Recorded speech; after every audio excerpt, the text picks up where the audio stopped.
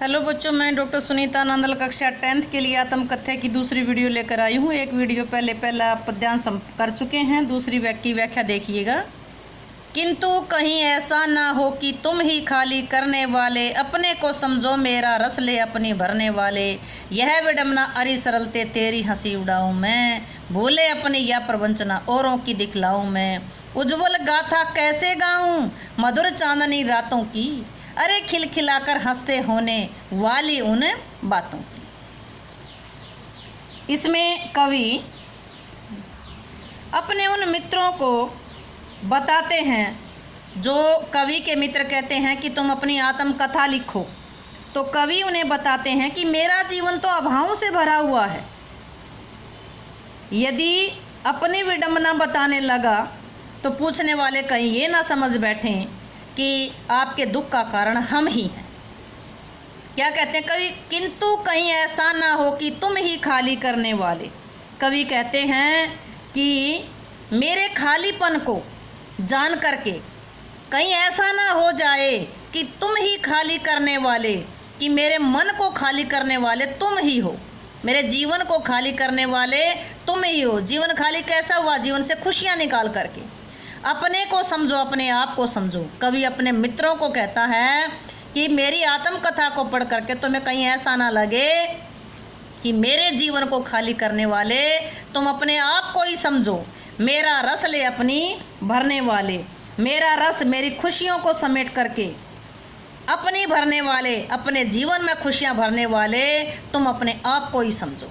कहीं ऐसा ना हो कि मेरे जीवन को खाली करने वाले तुम ही निकलो, जो मेरे जीवन की खुशियां छीन करके अपने जीवन में खुशियां भरते रहे, और इसका दोषी अपने आप को ही समझो। मेरी कहानी को सुनकर, मेरी आत्मकथा को सुन करके। यह विडंबना अरे सरलते तेरी हंसी उड़ाऊं मैं।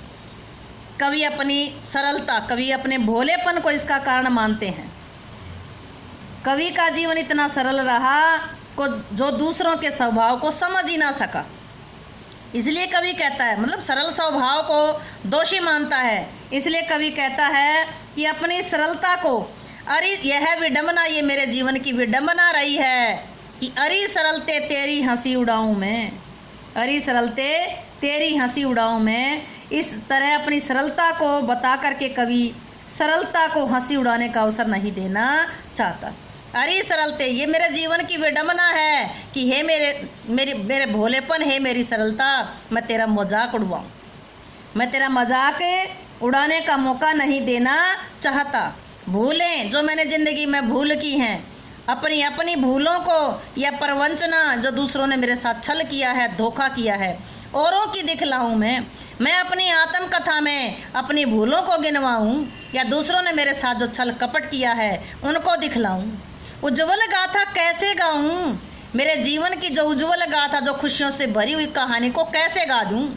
मधुर चांदनी रातों की, मैं अपने जीवन की मधुर चांदनी रातों की, अर्थात जो जिन चांदनी रातों में अपने प्रिय के साथ मधुर बातें करके मैं खुश होता था, उन थोड़ी सी उज्ज्वल कहानी को, उस छोटी सी उज्ज्वल कहानी को कैसे आत्मकथा में लिख दूं?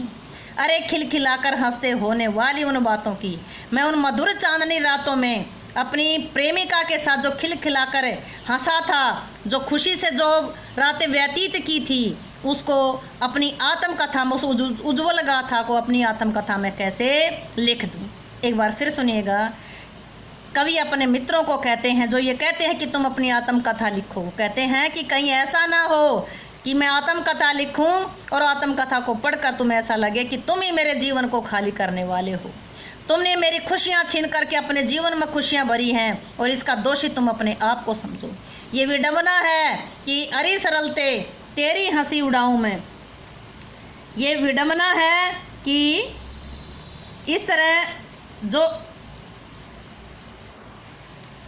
ये विडंबना की बात है, ये विडंबना की बात है कि कवि सरलता की हंसी उड़ाने का मौका नहीं देना चाहता। कवि अपनी सरलता की हंसी उड़ाने का मौका दूसरों को नहीं देना चाहता। कवि कहता है कि अपनी आत्मकथा में अपनी भूलों को लिखूं, या दूसरे लोगों ने मेरे साथ जो छल कपट किया है उसको लिखूं। मैं मधुर चांदनी रातों में अपनी प्रेमिका के साथ बिताने वाली उन रातों को खिलखिलाकर हंसकर एक साथ रहने वाले उन पलों को, उन बातों को अपनी उज्ज्वल गाथा में कैसे लिख दूं, उस उज्ज्वल गाथा में कैसे गाऊं। अर्थात मैं उनका वर्णन नहीं कर सकता, दूसरों के सामने उनका वर्णन नहीं कर सकता, क्योंकि वो पल मेरे लिए कुछ ही पल हैं और उन खुशी के पलों को भी दूसरों के सामने प्रकट कर दूं, मैं ऐसा करना नहीं चाहता। पद्यांश से संबंधित प्रश्न देखिएगा।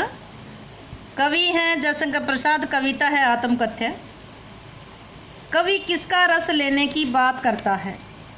कवि प्रेम भरा रस लेने की बात करता है। कौन सा रस? प्रेम भरा रस लेने की बात करता है, क्योंकि उसके जो साहित्यिक मित्र ही उसके रस को लेने की बात करते हैं।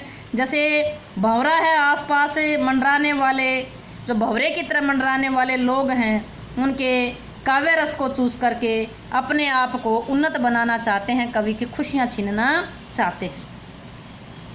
नेक्स्ट है खाली करने वाले। खाली करने वाले किसे कहा गया है? खाली करने वाले किसे कहा गया है? कवि ने उन अपने मित्रों को खाली करने वाले बताया है जिन्होंने उसे आत्मकथा लिखने को कहा है। नेक्स्ट क्वेश्चन देखिए। कवि ने किस बात को विडंबना कहा है और क्यों? कवि ने अपनी सरलता को, अपने सरल स्वभाव को विडंबना कहा है, और लोग अगर इस सरल स्वभाव का मजाक उड़ाते हैं तो कवि को ये बर्दाश्त नहीं। अपने सरल स्वभाव को विडंबना, दूसरे जो लोग हैं उनके सामने अपनी सरलता का मजाक नहीं उड़वाना चाहता, अपने सरल स्वभाव के साथ ही जीना चाहता है। नेक्स्ट प्रश्न देखिए।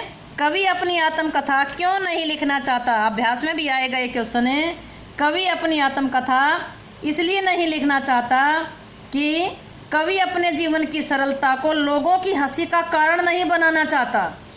वह अपनी भूलों और अपने और दूसरों के छल कपट को अपनी जीवनी में, अपनी आत्मकथा में नहीं दिखाना चाहता। कवि अपने सुखपूर्ण पलों को भी दूसरों के सामने प्रकट नहीं करना चाहता। यही कारण है कि वह अपनी जीवन की आत्मकथा नहीं लिखना चाहता।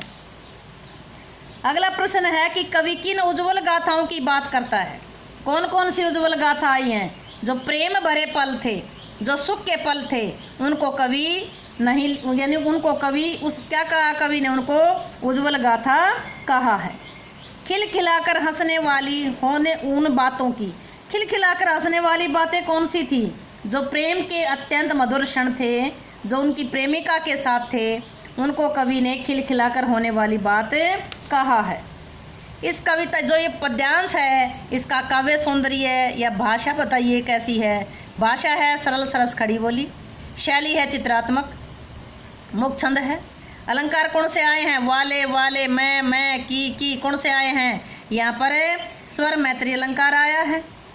मानवीकरण, यहाँ तेरी हंसी उड़ा, अरे सरलते तेरी हंसी उड़ाऊं मैं मानवीकरण अलंकार आया है। कैसे गाऊं, उज्ज्वल गाथा कैसे गाऊं मैं प्रश्न अलंकार आया है। खिलखिलाकर में अनुप्रास अलंकार आया है। भाषा सरल सरस खड़ी बोली, शैली चित्रात्मक, छंद मुक्त अलंकार आए हैं अनुप्रास। मानवीकरण, स्वर मैत्री, रस आया है वियोग श्रृंगार, माधुर्य गुण, दृश्य बिंबर विदा, शब्द शक्ति। उम्मीद है कि वीडियो समझ आई होगी। समझ आई हो तो वीडियो को लाइक करें, शेयर करें, चैनल को सब्सक्राइब करना ना भूलें।